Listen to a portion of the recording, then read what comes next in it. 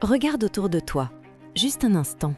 Les guerres qui s'enchaînent, les familles qui s'effondrent, la violence qui fait la une chaque matin, comme si c'était normal, les mensonges devenus monnaie courante, la cruauté exposée sans pudeur.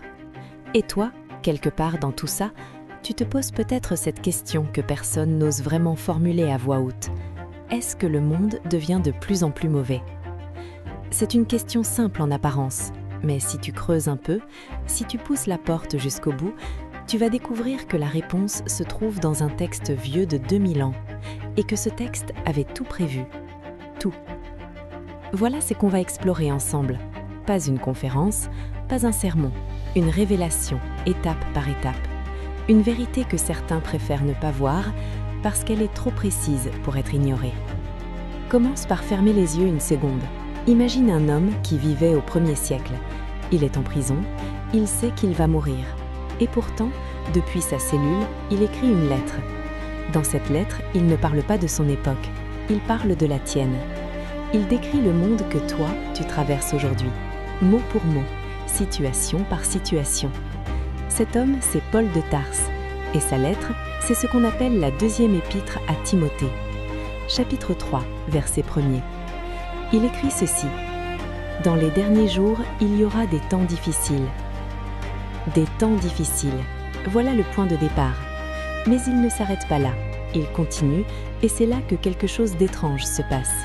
Quelque chose qui donne la chair de poule quand on lit la liste qu'il dresse.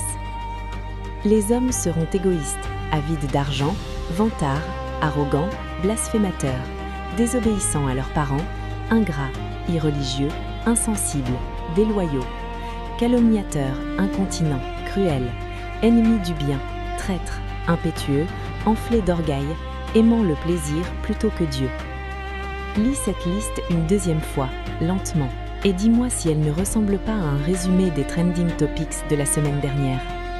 Ce n'est pas une coïncidence, ce n'est pas de la poésie vague qu'on peut interpréter dans tous les sens. C'est une description clinique, précise, quasi chirurgicale d'une société en décomposition. Et Paul l'a écrite 2000 ans avant les réseaux sociaux, avant les chaînes d'information en continu, avant les crises mondiales qui se superposent comme des vagues. Mais voilà la vraie question, la question qui change tout. Est-ce que le monde a toujours été comme ça, ou est-ce qu'il empire vraiment ? Il y a des gens pour te dire que non, que l'humanité progresse, que la violence recule, que la science sauve des vies. Et ils ont partiellement raison. Mais ce qu'ils ne voient pas, ou ce qu'ils refusent de voir, c'est que la progression technologique et la régression morale peuvent très bien coexister. On peut soigner des maladies et perdre son âme en même temps. On peut connecter la planète entière et devenir incapable d'aimer son voisin. La Bible ne dit pas que l'humanité va devenir plus stupide, elle dit qu'elle va devenir plus froide. Et le froid, ça ne fait pas de bruit, ça s'installe doucement, ça engourdit, ça normalise l'insupportable. Pense à la façon dont on consomme l'information aujourd'hui. Une guerre éclate quelque part dans le monde, des enfants meurent, et 20 secondes plus tard, on swipe vers une recette de cuisine. Pas parce qu'on est monstrueux, mais parce qu'on est anesthésié, parce que l'excès de violence finit par tuer la sensibilité. Jésus lui-même, dans l'évangile de Matthieu, avait utilisé ce mot. Il avait dit que dans les derniers temps, l'amour de beaucoup se refroidirait. Se refroidirait. Pas disparaîtrait, se refroidirait. Il y a une nuance immense.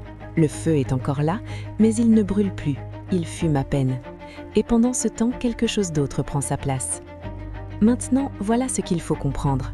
Quand la Bible parle des derniers jours, elle ne parle pas forcément d'une date précise sur un calendrier. Elle parle d'une dynamique, d'une direction, d'une trajectoire. Les théologiens débattent depuis des siècles sur le sens exact de cette expression. Certains pensent qu'elle désignait déjà l'époque de Paul. D'autres estiment qu'elle pointe vers une période future spécifique, juste avant un événement de rupture cosmique. Mais ce qui est frappant, ce qui transcende tous les débats, c'est que la description colle, quelle que soit l'époque. Comme si la mécanique humaine, quand elle se détraque, produit toujours les mêmes symptômes. Et ces symptômes, on les voit, pas besoin d'être croyant pour ça. Il suffit d'ouvrir les yeux. L'égoïsme érigé en vertu. On a inventé des philosophies entières pour le justifier. Prends soin de toi d'abord, protège ton énergie. Ces phrases ne sont pas mauvaises en elles-mêmes, Mais quand elles deviennent le seul horizon moral d'une génération, quand la solidarité devient une faiblesse et l'indifférence devient une sagesse, alors quelque chose s'est cassé. L'amour de l'argent, Paul le place tout en haut de sa liste, et ce n'est pas un accident. Parce que l'amour de l'argent n'est pas juste une question de richesse, c'est une façon de voir le monde. C'est décider que tout a un prix, que tout se négocie, que les relations, les convictions, la vérité elle-même sont des marchandises qu'on vend quand le marché est favorable. La trahison. Il parle de traître. Et aujourd'hui, la trahison est devenue un genre, un sport. Les retournements, les coups bas, les alliances brisées, les amis devenus ennemis pour une story Instagram. On a normalisé la trahison en nom de l'authenticité. Je me suis trompée sur toi, comme si décevoir les autres était une forme de croissance personnelle. Et l'orgueil, cet orgueil soufflé, gonflé, exhibé.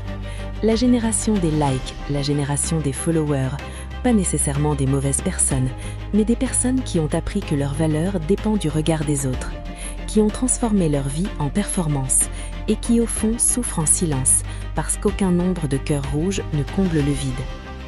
Est-ce que c'est nouveau tout ça?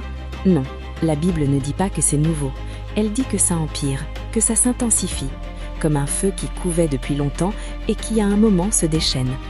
Il y a une image dans le livre de Daniel, une statue faite de différents métaux, de l'or en haut, puis de l'argent, du bronze, du fer, et tout en bas un mélange fragile de fer et d'argile. Chaque métal représente une époque, un empire, une civilisation. Et à mesure qu'on descend, le matériau devient plus précieux mais plus cassant, moins noble mais plus cassant. C'est une image de l'histoire humaine vue comme une dégradation progressive, pas en termes de technologie, mais en termes de cohésion, de profondeur, d'âme. Le monde ne s'effondre pas brutalement, il s'érode. Comme une falaise face à la mer, chaque vague enlève quelques grains, et un jour, sans crier gare, un pan entier disparaît, et tout le monde s'étonne. Mais les vagues étaient là depuis des années. Alors que faire avec tout ça? Parce qu'on ne peut pas regarder ce tableau et simplement hausser les épaules. On ne peut pas lire cette liste et se dire « c'était inévitable, tant pis ». Il y a quelque chose dans la Bible qui va contre le fatalisme, quelque chose qui dit que la connaissance de ces temps n'est pas une condamnation, mais une invitation. Paul, dans cette même lettre à Timothée, juste après avoir dressé ce tableau sombre, ne dit pas « sauve qui peut ». Il dit « toi, reste dans ce que tu as appris ». Il dit que les Écritures rendent capable d'agir, de résister, de tenir. Il ne dit pas que le monde va magiquement redevenir bon. Il dit que même dans un monde qui se refroidit, il est possible de garder le feu. Et c'est là que quelque chose de radical entre en jeu.